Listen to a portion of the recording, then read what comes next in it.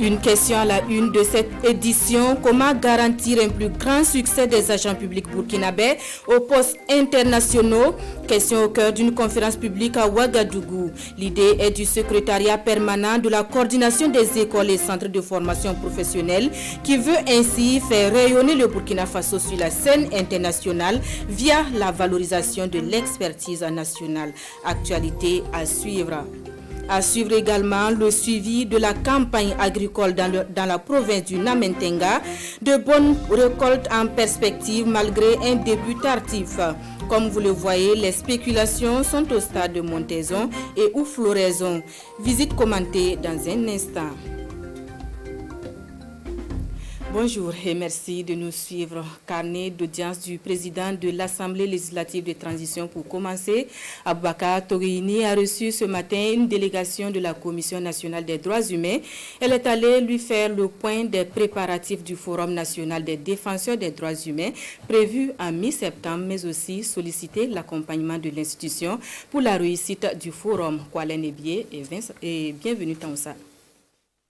Pour la réussite du prochain Forum national des défenseurs des droits humains prévu en mi-septembre à Ouagadougou, la CNDH, la Commission nationale des droits humains, pose les jalons. Le contenu de l'activité est expliqué au président de l'Assemblée législative de transition, le professeur Aboubakar Togoyeni, la logique étant de solliciter l'accompagnement de la représentation nationale. Pour discuter donc de la situation des défenseurs des droits humains au Burkina Faso, et surtout comment assurer donc leur protection conformément à la loi portant protection donc des défenseurs des droits humains. On a eu une écoute très attentive et un engagement donc du président, son excellence donc le président de l'ALT pour accompagner la commission parce que c'est une loi votée par l'Assemblée nationale et comme on le sait, la représentation nationale est chargée donc de veiller aussi à la mise en œuvre donc au respect des lois qu'elle adopte. Sont attendus donc dans le cadre de cette activité 200 défenseurs des droits de l'homme des 45 provinces du Burkina et des représentants d'institutions sœurs des droits humains de la sous-région, notamment de la Côte d'Ivoire et du Mali. Un forum qui fait suite à l'adoption en 2017 de la loi portant protection des défenseurs des droits humains. On en vient à cette question, comment garantir un plus grand succès des agents publics burkinabés aux postes internationaux? Question au cœur d'une conférence publique à Ouagadougou. L'idée est du secrétariat permanent de la coordination des écoles et centres de formation professionnelle qui veut ainsi faire rayonner le Burkina Faso sur la scène internationale via la valorisation de l'expertise nationale. Précision avec Césaire Carrefour et Wenyam Achille Kabouri. Le Burkina veut promouvoir l'expertise de ses agents publics à l'étranger. Et cela passe par une expertise publique de qualité et concurrentielle, selon le ministre en charge de la fonction publique. Renforcement des capacités, prospection des opportunités et accompagnement des candidats à l'occupation des postes dans les organismes internationaux, le gouvernement multiplie les actions pour mieux vendre ses experts publics.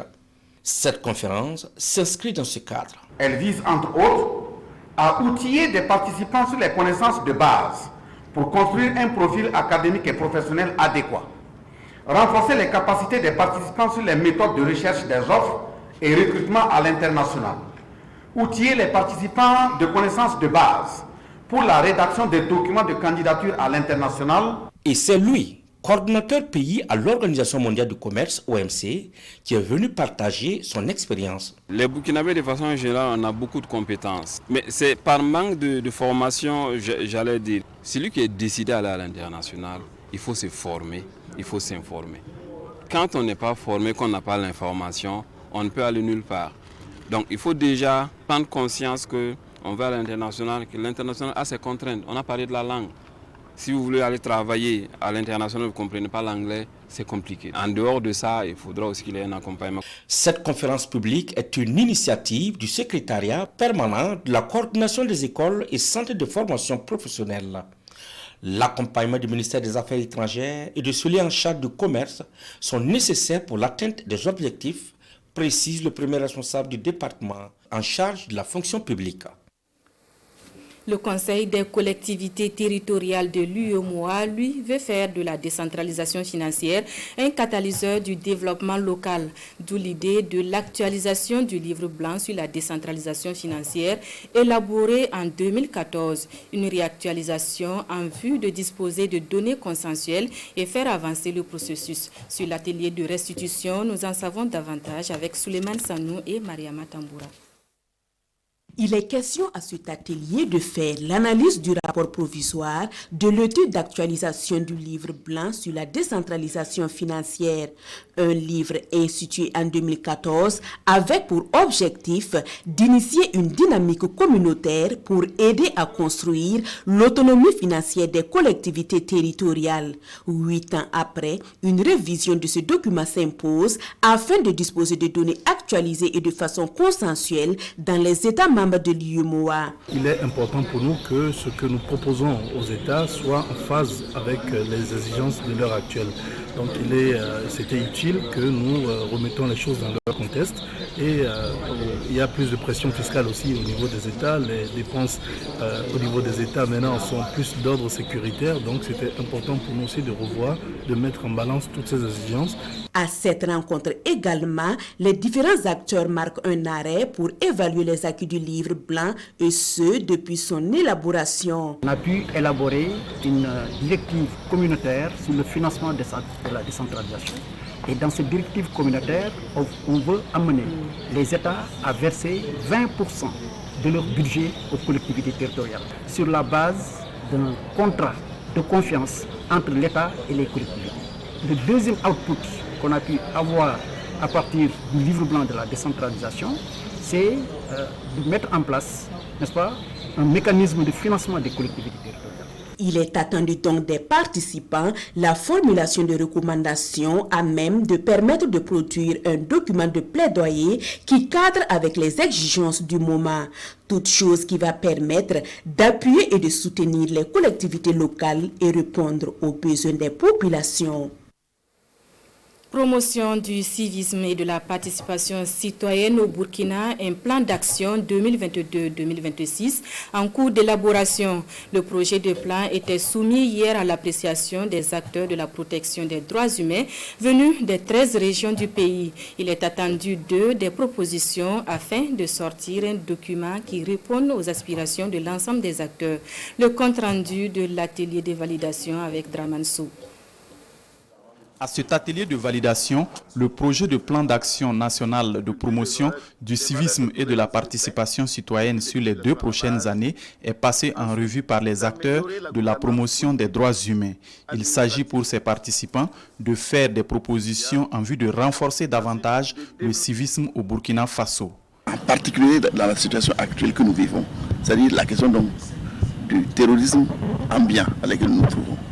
C'est le moment qu'on puisse réfléchir vraiment davantage pour pouvoir intégrer en fait toutes ces données, créer les conditions pour qu'ensemble on puisse développer des règles de vivre ensemble pour qu'il soit bien de vivre ensemble au Burkina Faso demain. Prennent part à cet atelier de validation des responsables administratifs et de la société civile ainsi que des leaders communautaires des 13 régions du Burkina. Le ministère en charge de la justice et des droits humains entend prendre en compte les propositions de l'ensemble des couches sociales. On a essayé de rassembler toutes les sensibilités du pays pour que, conscients des difficultés particulières dans lesquelles nous sommes, que les uns et les autres expriment leurs idées, qu'ils puissent faire des suggestions, qu'on puisse avoir un ensemble de propositions. Ces propositions vont être effectivement transmises au niveau du département. Un travail de synthèse va être fait. Et puis, nous allons voir ensemble, avec eux aussi, sur le terrain, comment on va mettre en œuvre les dispositions pratiques pour assurer, j'allais dire, la mise en œuvre de ce plan. Ce plan d'action est une émanation du Forum national sur le civisme. À terme, cette feuille de route se veut un fondement de la confiance entre l'État et les populations. De participation citoyenne, il en était également question au cours d'une autre rencontre à Ouagadougou. Il s'agit d'une formation des personnes vivant avec un handicap en vue de leur pleine participation à la construction de la nation. Les participants aux sessions avaient 72 heures pour faire le diagnostic des défis du leadership et de la participation citoyenne des personnes vivant avec un handicap aux actions de développement. Le compte-rendu de la formation avec Daouda Ouattara et Wenyam Achila Kabouré. Une formation sur le comment faire de sa vision une réalité au profit des personnes handicapées.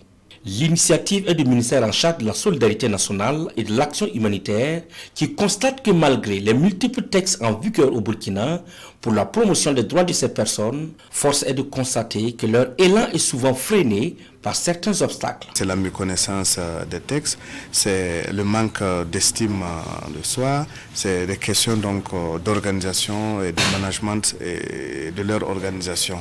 Et il y a aussi la faible participation au niveau de la vie politique, vie publique, économique, etc. Ces participants vont identifier les défis et les opportunités liées à la participation citoyenne et au leadership, analyser les bonnes pratiques sur les moyens d'accroître et de renforcer leur représentation dans les institutions et formuler des recommandations pour une participation significative des personnes handicapées à la vie publique. Il serait question de renforcer leurs capacités sur des notions en termes donc de leadership, de participation citoyenne, pour leur permettre en tout cas d'être à même de très bien s'organiser et leur permettre aussi donc d'apporter leur contribution pour le développement de notre pays. Cette session de formation est la première d'une série prévue dans le cadre du projet Yirwa, une volonté du gouvernement de transition pour la promotion des droits des personnes handicapées. Ce projet est soutenu par l'ONG CBM Global. Campagne nationale de distribution des moustiquaires imprégnés à longue durée d'action, des hommes de médias à la découverte des mécanismes mis en place par le ministère de la Santé. Une manière pour le ministère de mettre toutes les chances de son côté pour réussir l'opération. On en sait plus avec Nyakiteda.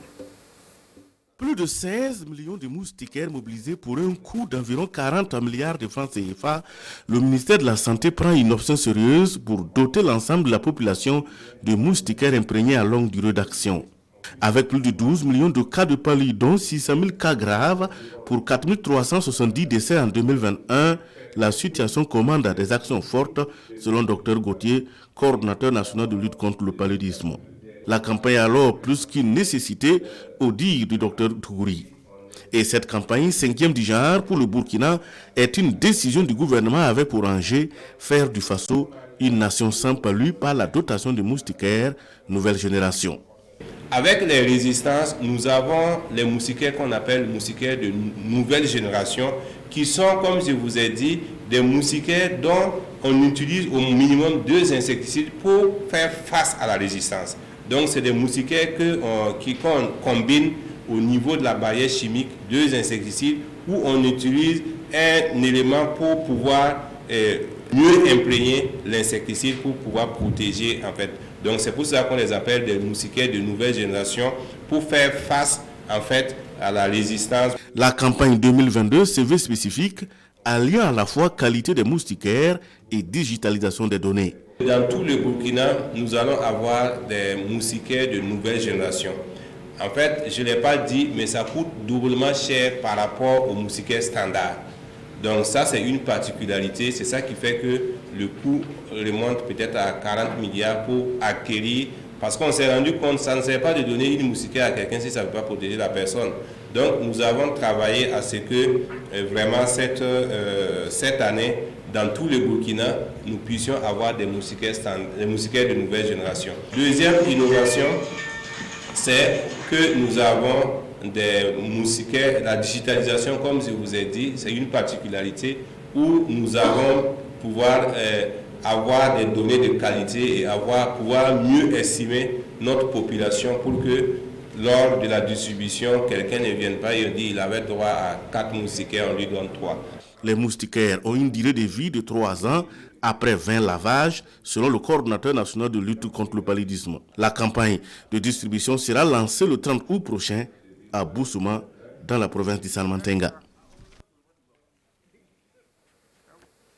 Cette brève avant de poursuivre dans la dynamique de l'actualisation de l'agenda de la transition assortie d'un chronogramme pour l'organisation des élections, le Premier ministre a rencontré tour à tour ce matin la classe politique, les coutumiers et religieux et les acteurs économiques. Au menu des échanges, la présentation des termes de référence du nouveau chronogramme.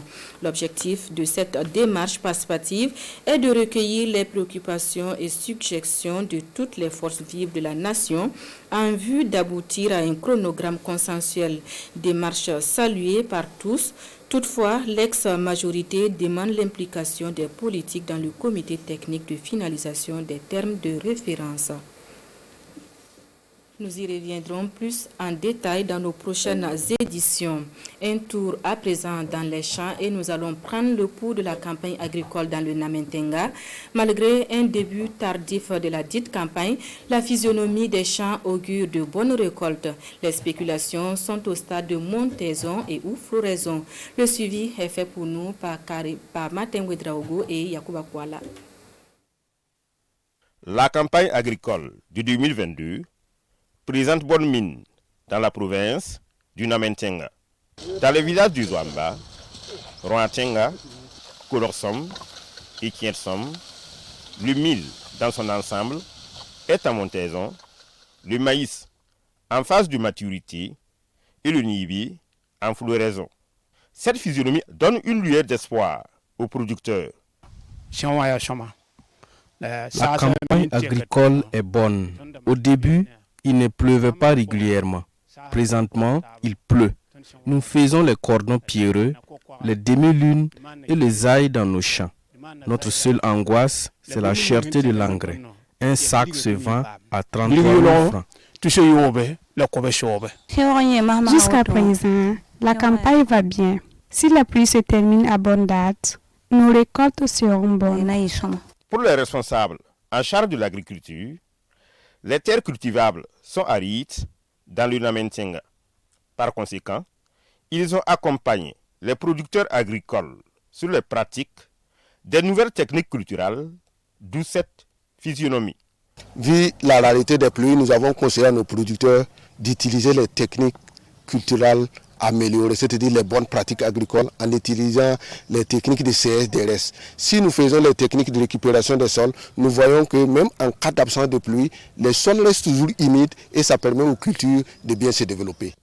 Pour cette campagne agricole, 63 279 tonnes de céréales, 11 200 tonnes de cultures durantes et 4 557 tonnes de nibi sont attendues dans la province du Namentenga. Cette information service pour les abonnés Canal+. Il est désormais possible de faire votre abonnement ou réabonnement via l'application EcoBank Mobile. Les deux structures ont signé dans ce sens un partenariat ce 24 août. Instant immortalisé pour nous par Roger Cam et Jérôme Tendano. EcoBank Mobile. Voici la nouvelle application désormais destinée aux clients pour le renouvellement de leur abonnement Canal+. Une invention technologique en réponse aux défis liés au contexte actuel de digitalisation mondiale. Grâce à cette innovation, plus besoin de vous déplacer. En 1 minute et à partir d'EcoBank Mobile, réabonnez-vous via votre compte. Cela avec ou sans compte bancaire.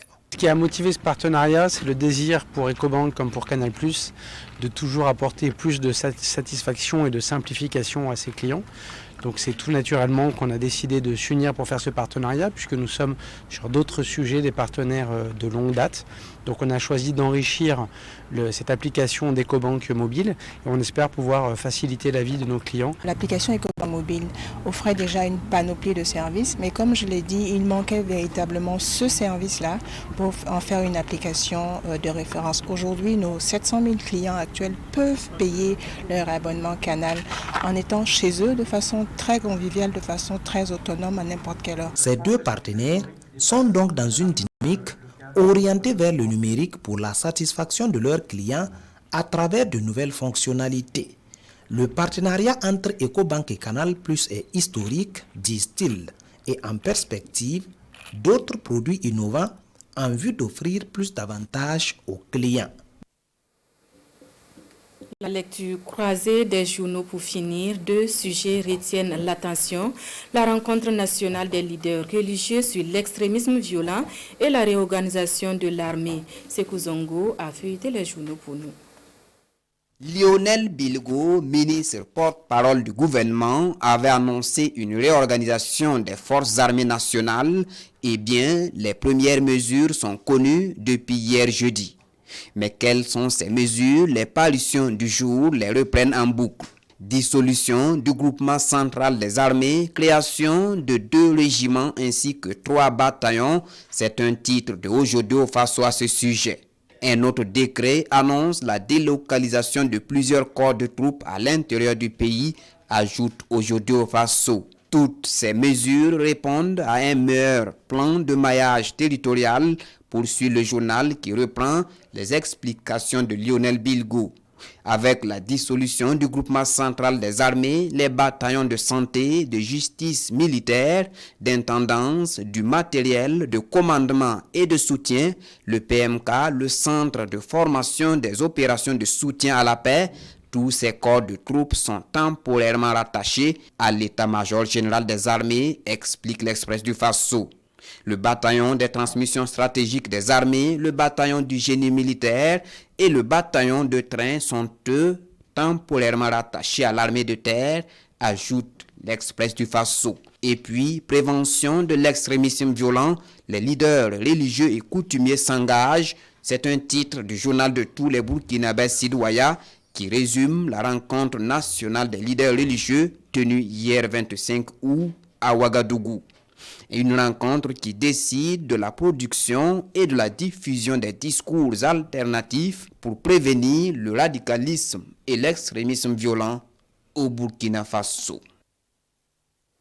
Fin de cette édition. Merci à vous qui l'avez suivi. Nos confrères des langues nationales vous retrouvent dans un instant pour les derniers journaux à Moré, Fulfulde et Djoula. Moi, je vous retrouve demain. Dieu vous l'a. Bonsoir.